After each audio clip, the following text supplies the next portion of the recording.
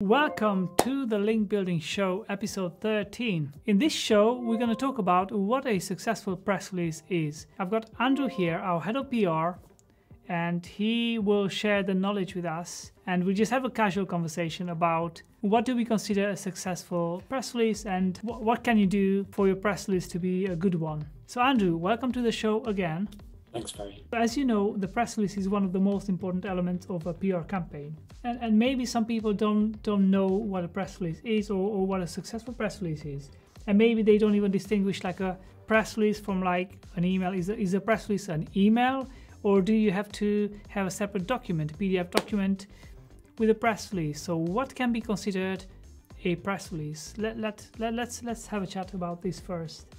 So I think there are lots of different ways that you can do this. A lot of people might call them, might view press release as a kind of outdated term and might call it an outreach email or something like that. And there's lots of different approaches that you can take. I think the approach that I'm most used to, and I think is kind of a way that we found to be effective, is to effectively try and write your press release in the style of a typical news article. So try and write in the style of the media that you're targeting.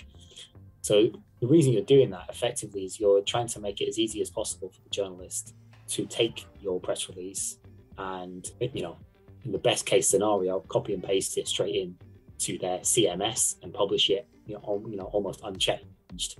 And that way it includes all of your key messages, hopefully the links that you've included in there, the brand descriptions, all that kind of stuff. And so that's the approach that we most often take here, is we look at the news article style that you'll find in a lot of media and try to mimic that. So that means that we don't necessarily go in for too much of an intro email, explaining why we think the press release might be interesting, which I think a lot of people do find to be effective. But in just the approach that we take, we kind of lean towards just sending out the release as, headline, bullet points, story, contact this person for details, and, Awesome. And not much beyond that.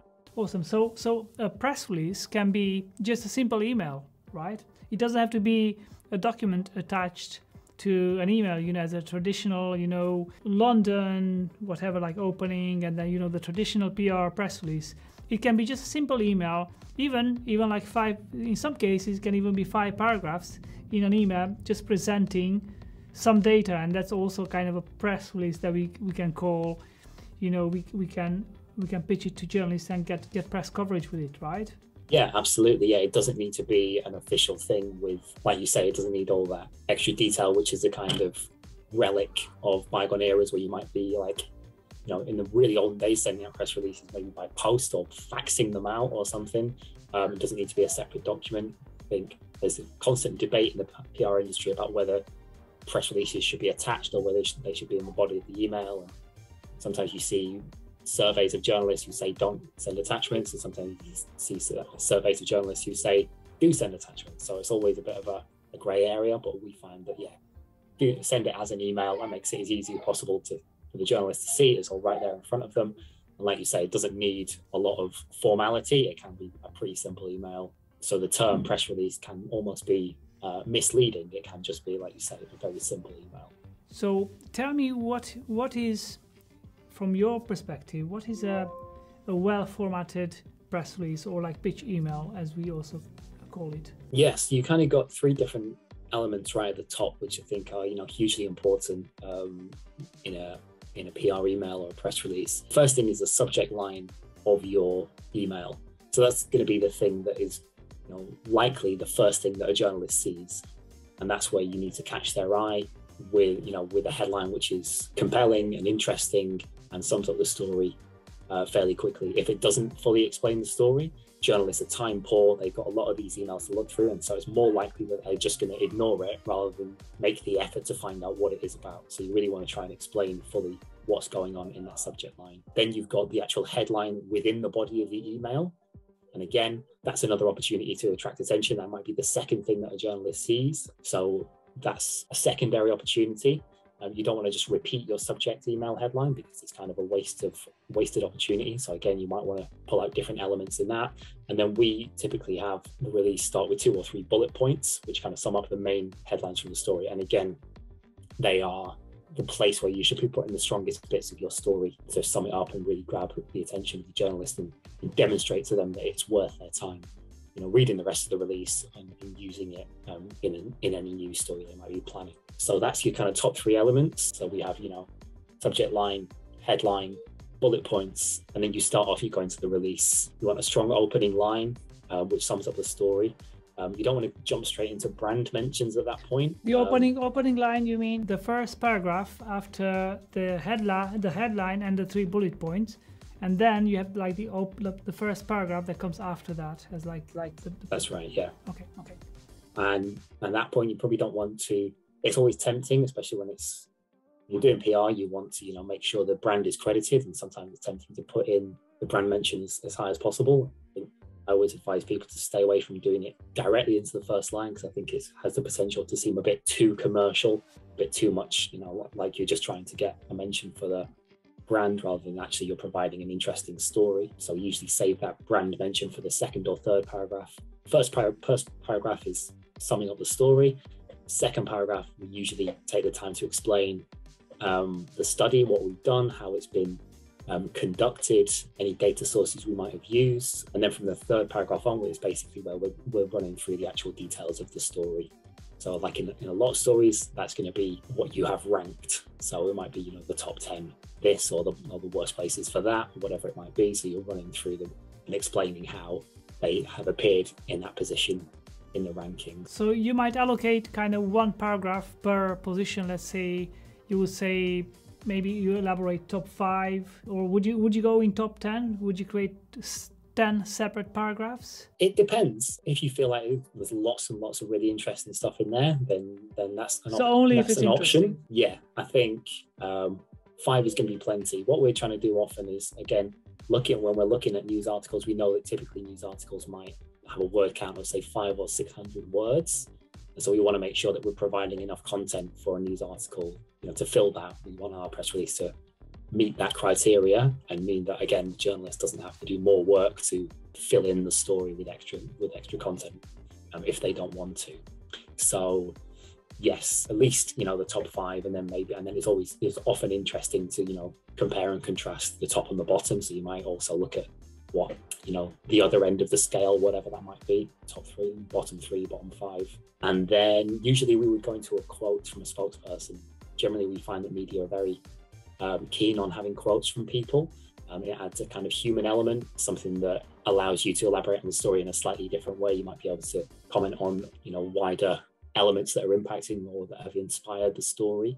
And yeah, so a quote is something which is always good, because it also helps you bring in a second brand mention, because you'll mention a spokesperson, giving the quote spokesperson from your brand, from your client. So it's a second brand mention, which is always good.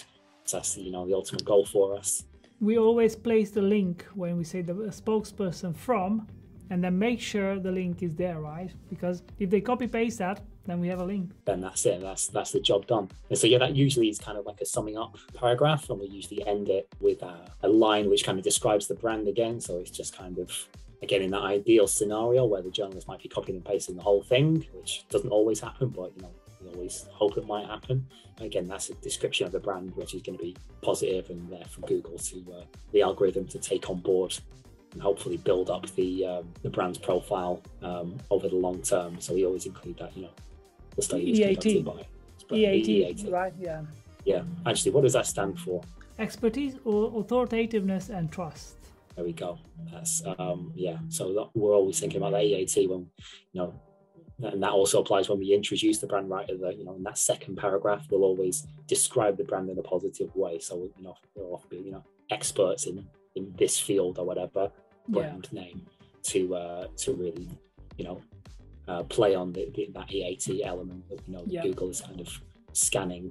And then, as with all press releases, you want to make sure that you've got clear description of your methodology at the end. So that's usually sort of after the release is finished. So it's a bit that that lets the journalists know this isn't considered part of the stuff we want published, but it's extra information for their benefit. We need to contact the person who's actually sent out the release, methodology. A link request as well is always a good idea. Please do credit the brand that has shared this story.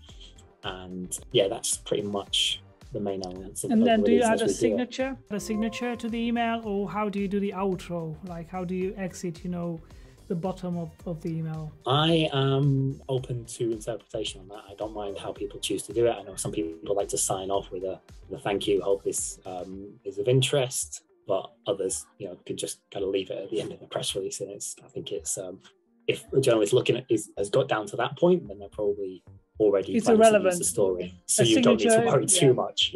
Exactly. If a journalist, very good. I've actually seen some of the people on our team, they sometimes either forget or intentionally don't put a signature, and I can see the story being picked up by big publications. I'm like, these didn't have a signature. Like I almost want to message the person, like, you forgot to put the signature there. But then I look at the stats and they're like lots of links. Like I'm not even gonna email the person because it just worked. Why would I bother? So there's lots of things like that where you might be tempted. You have your own personal preferences on stuff, but if it's getting the links, then you can you can be flexible on it. You don't need to worry. It works. And obviously this style that we use isn't the only type of style, and lots of other agencies use different approaches, and we use different approaches within the types of stories we're doing. So what we've just talked through is really the approach that we would take for our kind of campaigns that are based on data, but not all our campaigns are based on a full set of data. We have what we call more reactive stories, where they might be based on just one or two stats, often from Google Trends, and that doesn't require the full breakdown that we just did. So it'll be quicker, it'll be shorter. It probably won't have bullet points, because really the bullet points are pretty much the entire story that we provide. So if it's a reactive story looking at recent, an interesting spike in searches, we'll just go a bit simpler. We'll just have a headline, sum up the data in a paragraph or two, include a quote from the client, and leave it at that. Then we also have the expert commentary element. So that's where we're taking, often content that is already available from a client's site, from their blogs or whatever. Another question about the email: do you attach images to the email, or do you put them in line when you have, like, let's say, like an infographic, like something? What would be like the best approach? I'm always a bit paranoid about sending images in emails. If we're sending them out on a kind of wide distribution, I think that increases your chances of getting caught up in spam filters, etc. So I'll be much more inclined to provide images via a link, put them on a Dropbox link and do that way, whether that's photography or infographics or whatever, and just clearly mark that they are available. That's often a useful thing for a journalist to have. But putting them in to an email, I think, is a potentially risky move, and you might find that you're getting much higher blocked rates, and you might need to just go again anyway and remove the image. So I would generally avoid doing that. Yeah, good point.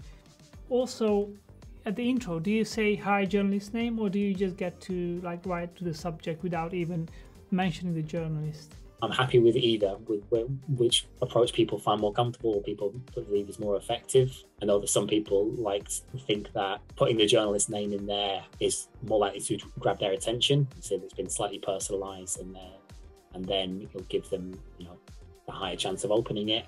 But I also understand that doing that can be a bit more time consuming, and actually, if you're sending, say, for example, to news desks, then obviously that's a generic email. You don't need to pick out anyone's name, so you can just go straight to it. Unless the stats would say something, would be massively different. I think whether or not someone's name is in there, what we rely on is the quality of the story. You're probably not going to be swayed if you see "Hi Fery."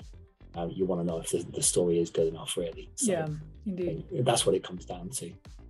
Awesome. Okay. Well, I think first of all, what I would say is a quality press release is where the person who has put it together can actually write well, right? Like that's imperative. Like that's the most important thing. Like the person has to be able to elaborate facts in a good way, and they have to be able to write well, right? Yeah, absolutely. Yeah, you need to be able to get the information across clearly, concisely, and again, when you want to kind of mimic that style of media article, then you need to show that you have read it and that you can, and therefore you can imitate it well enough that a journalist will be able to just use it with minimal changes. So yeah, it definitely requires a lot of reading and then a lot of writing practice as well to get it right. We did have cases when the press release was not written kind of well by the person, and it just doesn't read well. So I think the first thing for any PR person who wants to do a good press release, just learn to write well. I think that's the first step, isn't it? Yeah, absolutely. That's the foundation that you need. That everything comes from. If you've got a good idea but you're sort of articulating it poorly, then maybe if it's a really good idea, it might get picked up, but really your chances are lessened. So being able to get that writing skill up is massively beneficial. Yeah, awesome. Nice one. Andrew, thank you very much for this great knowledge that you shared. I hope people will find this very useful, and I hope that you have also found this very useful, and I hope that Andrew's knowledge will penetrate your brain and you will be able to assimilate it and go out there and do a better press release. Thank you very much for watching. Thank you very much, Andrew, for being on the show, and have a great life.